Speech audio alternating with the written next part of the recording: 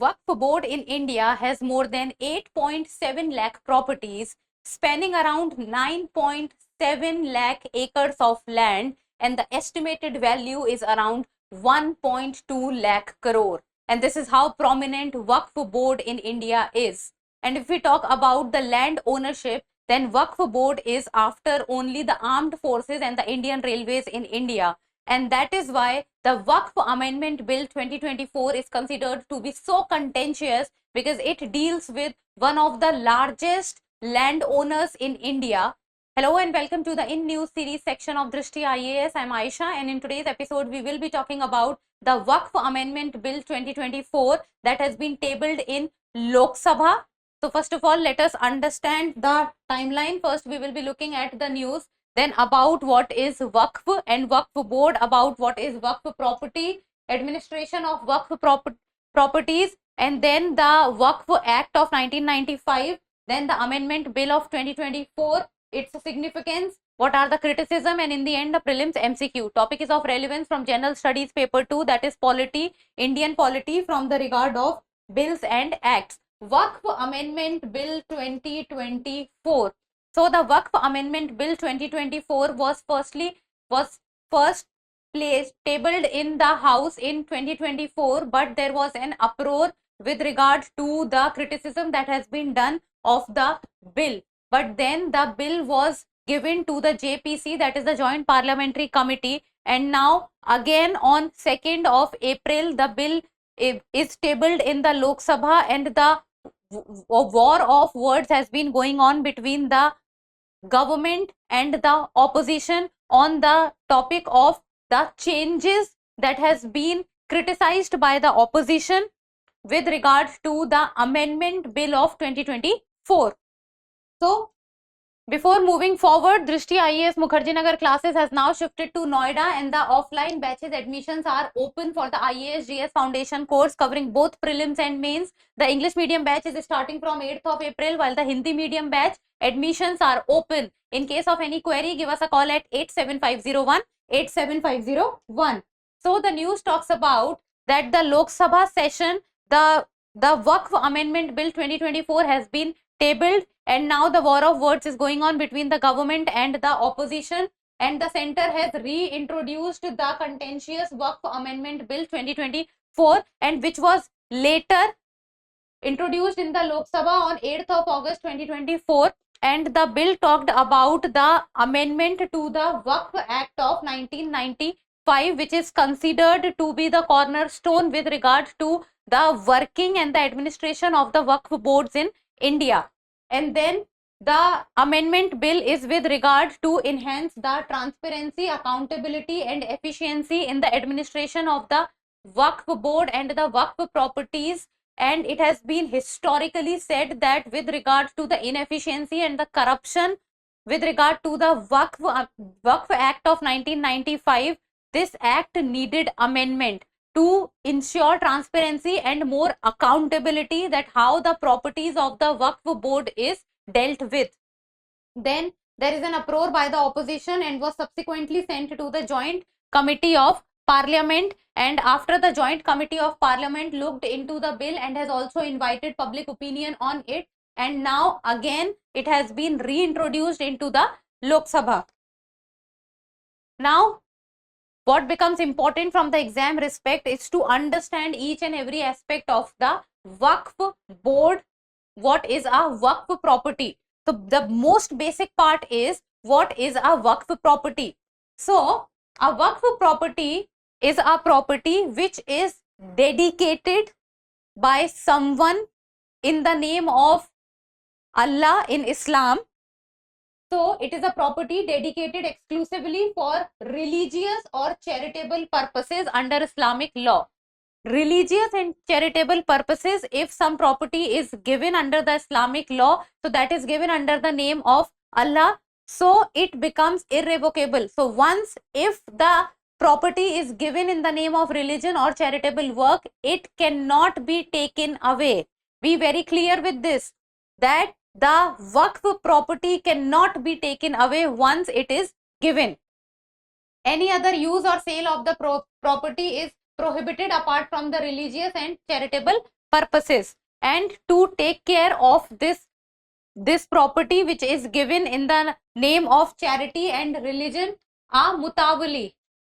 A mutawali is appointed by the Waqf or by a competent authority to manage or administer the Waqf. So basically, a property given by someone for religious or charitable purpose in the name of Allah, and once that property is given, it cannot be taken away. So that property is known as a Waqf property. Now there is a mutawali which is appointed, and that mutawali looks after the administration of a Waqf. Now, how the origin of a Waqf took place. So, in India, if we talk about, then during the early days of the Delhi Sultanate, when Sultan Muizuddin Sam Ghaur, he dedicated 2 villages in favor of the Jama Masjid of Multan. So, this is how the ritual of giving property in the name of religion or for charitable work started. Then, during the time of Delhi Sultanate, under later Islamic dynasties flourished in India. So the Waqf culture flourished during the time of Delhi Sultanate and afterwards, because more and more property was given in the name of religion and for the charitable purposes. Then there was a controversy which took place during the British times, and that was that during the time of late 19th century, Privy Council criticized the Waqf as perpetuity of the worst kind and declared it invalid. So during the 19th century, Waqf was declared invalid, but the Musalman Waqf Validated Act of 1913 upheld the Waqf system in India.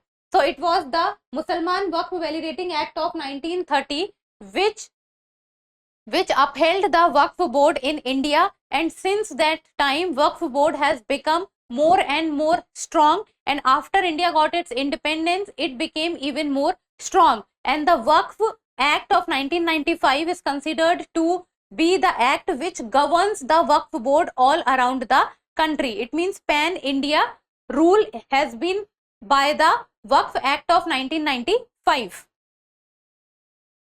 Now comes the administration of Waqf properties in India. So over the year, how the administration has been done of the Waqf properties in India. Now starting with the Waqf Act of 1954, it is considered to be a pathway toward the centralization of the Waqf.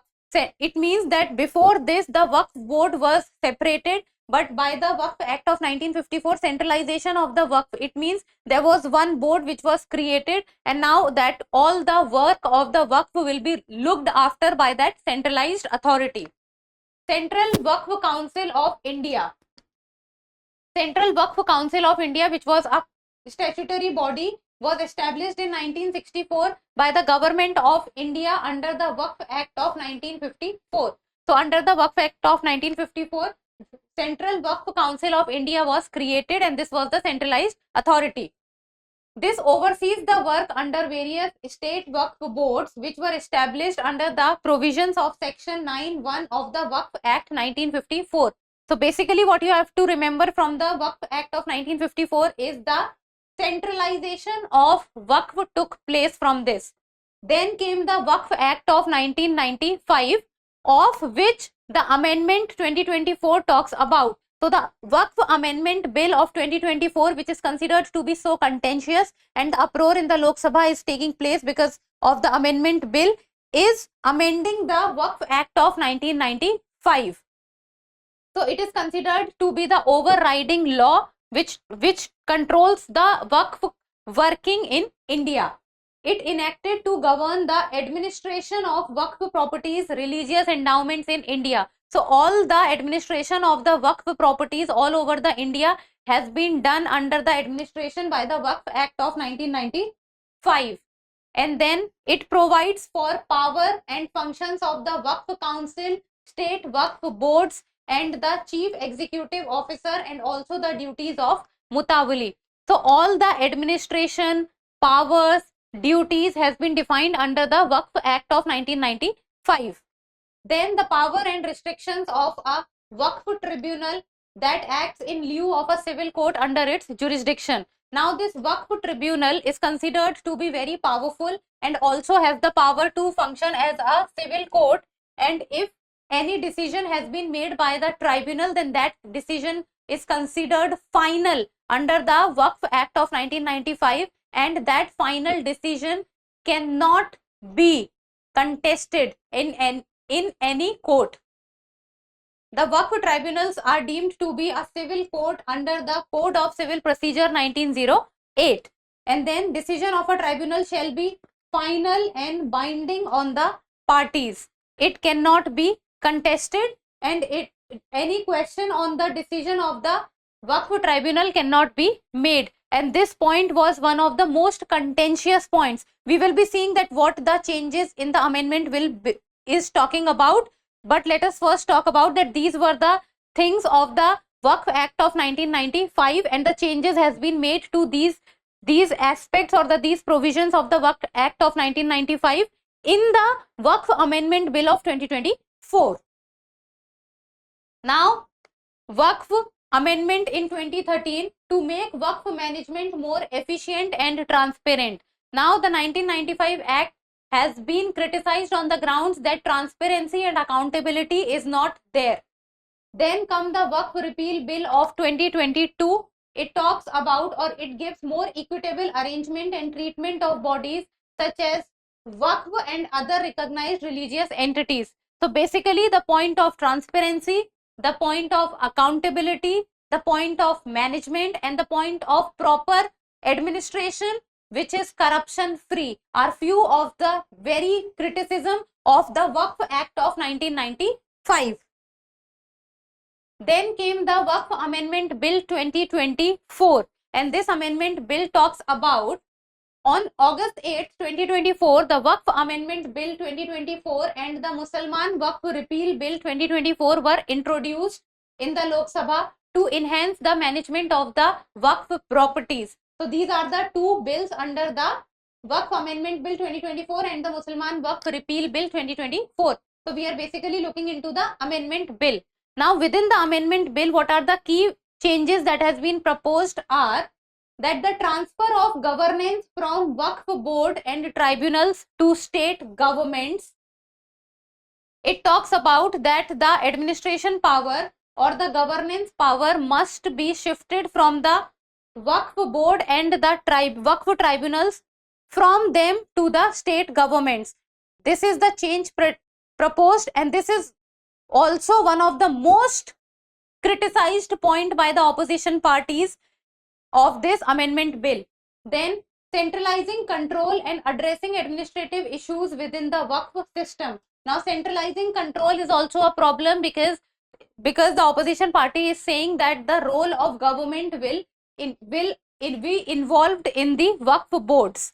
Then comes second, that is change of the name. The Waqf Board Act of 1995, the name must be changed to the Unified Waqf Management, Empowerment, Efficiency and Development Act of 1995. It says that the name must be changed to this.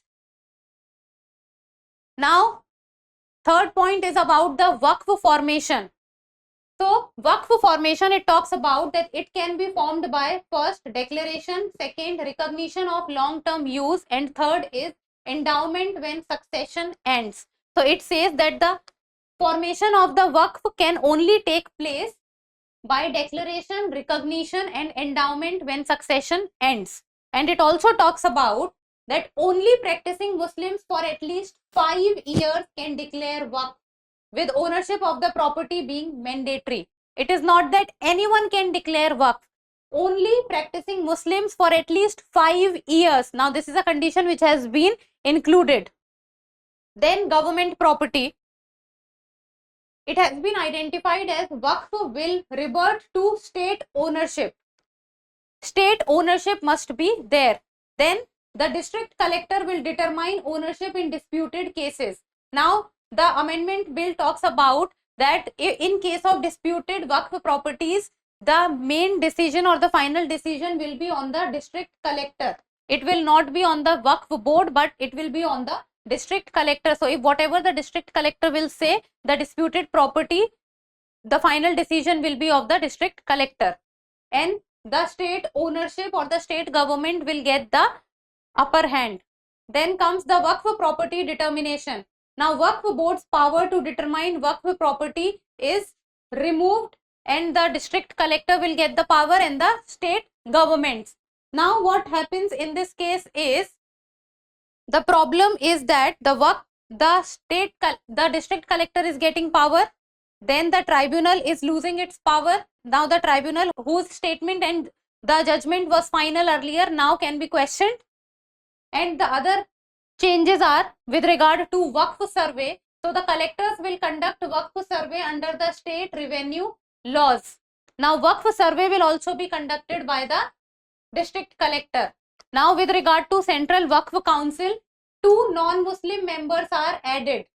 Non-Muslim members, one of the most contentious point, and the opposition and the Islamic law leaders are saying that the non-Muslim members are not aware about the Islamic laws, then how they will take the decisions. So that involvement of the 2 non-Muslim members has been added, and the MPs, judges and eminent persons need not be Muslims. Muslim members must include 2 women. Now the involvement of 2 women and also the involvement of 2 non-Muslim members. Then the tribunal composition. So Muslim law experts are removed. Tribunals will include a district court judge and a state officer of joint secretary rank, and the high court within 90 days. So earlier the tribunal whose decision was final, now the decision of the tribunal can also be challenged in a high court within 90 days. It means the power of the tribunal will also come down. The power of the Waqf board will also come down. Non-Muslim members will be included. 2 women will be included. State government gets more power, and also the district collector gets more power. Then separate Waqf board will be allowed for Bohra and Aga Khani sects if they are in the state. So these are the points.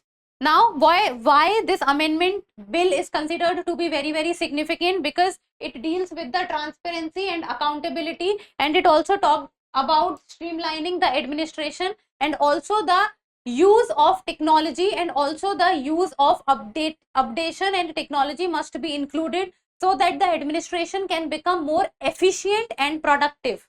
Then protection of properties, so that the point of corruption in the Waqf properties, which has been a historical criticism of the act, must be reduced. Then inclusion and diversity, if more people will be included in the board, more diversity and inclusiveness can be depicted.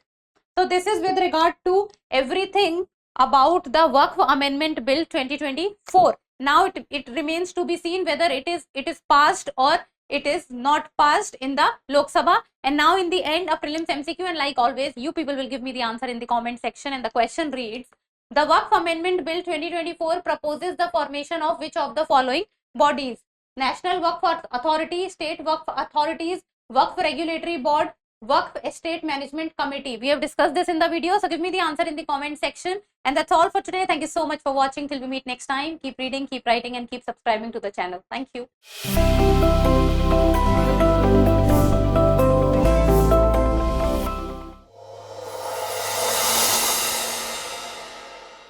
For more informative content, like, share and subscribe, and do not forget to press the bell icon to get the notifications.